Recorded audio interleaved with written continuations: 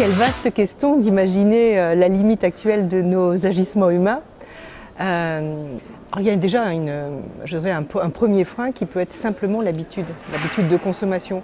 Ne pas connaître ou ne pas imaginer aller sur des approches un peu différentes, des expériences un peu différentes, même si aujourd'hui le mot expérience est mis à toutes les sauces et qu'en fin de compte, ce qui compte, c'est ces nouvelles expériences qu'on peut avoir avec toute une série de consommations, mais c'est très marketé.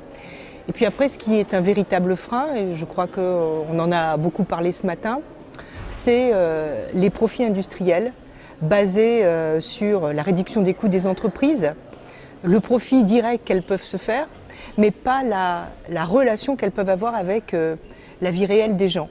C'est-à-dire comment on peut vraiment, chaque entreprise peut vraiment répondre à un besoin humain et non pas juste à une source de profit. Je dirais que c'est les deux grands éléments assez forts, sauf que la société aujourd'hui se rebiffe réellement, et que ne pas acheter, ne pas consommer, ne pas utiliser, c'est un moyen absolument incroyable de chacun de se positionner et de se positionner contre, ou pour d'ailleurs, mais surtout contre des produits ou des méthodes qu'ils ne veulent plus. Je suis tout à fait en phase avec ce que dit Rabi sur la sobriété. C'est nécessaire. Aujourd'hui, pourquoi consommer? Pourquoi en avoir vraiment plein ses placards dans tous les sens du terme? Aujourd'hui, on a besoin d'un nécessaire. On a aussi besoin d'un plaisir. Je pense que c'est basé sur le plaisir de vivre, le plaisir d'utiliser un certain nombre de choses, mais pas forcément d'accumuler. D'ailleurs, c'est la réalité. Aujourd'hui, il y a beaucoup d'évolution sur une société plutôt de l'utilisation plutôt que du bien. Je dirais, essayons de travailler une société ou un design, puisque moi je suis designer. On pourrait imaginer que le design, c'est juste un accompagnement de la production, mais moi je dis qu'on est plus des designers de liens que des designers de biens. Alors la nature va nous obliger à modifier considérablement nos pratiques.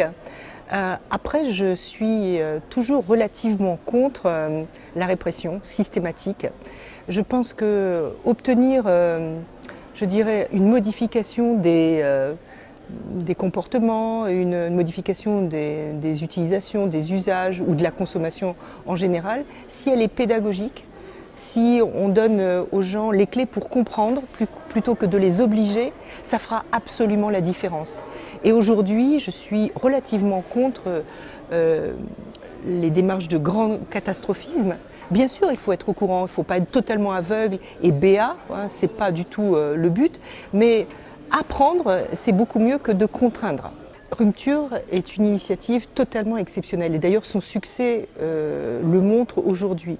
Plus de 800 personnes qui se réunissent sur une première, c'est totalement exceptionnel, ça étonne même les organisateurs.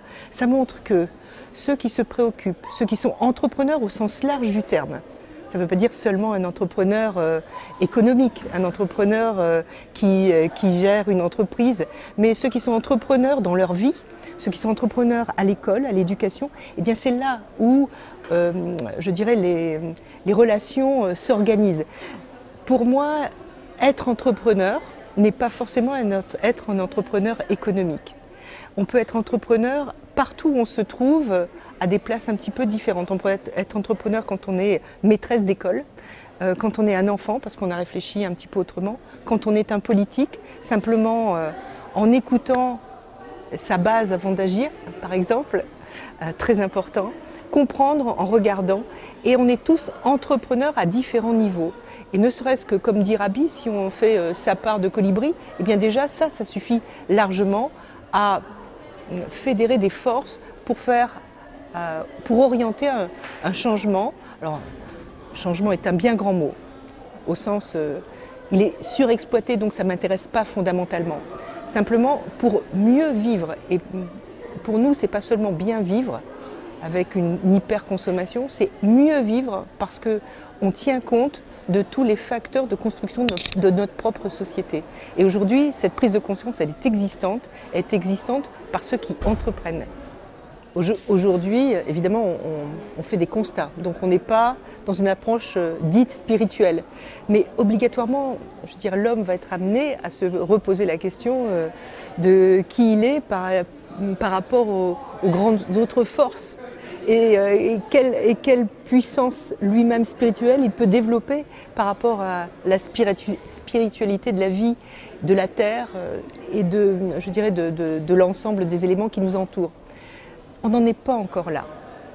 Avant, il y a des constats à faire. C'est comme l'organisation d'un projet. Avant, si on ne pose pas les bases, on n'est pas capable de se donner des réponses ou des chemins à suivre. Je dirais qu'il faut amener les gens à réfléchir vraiment sur leur mode de vie d'abord, avant de leur donner un niveau de spiritualité. D'abord prendre conscience et ensuite aller vers la conscience.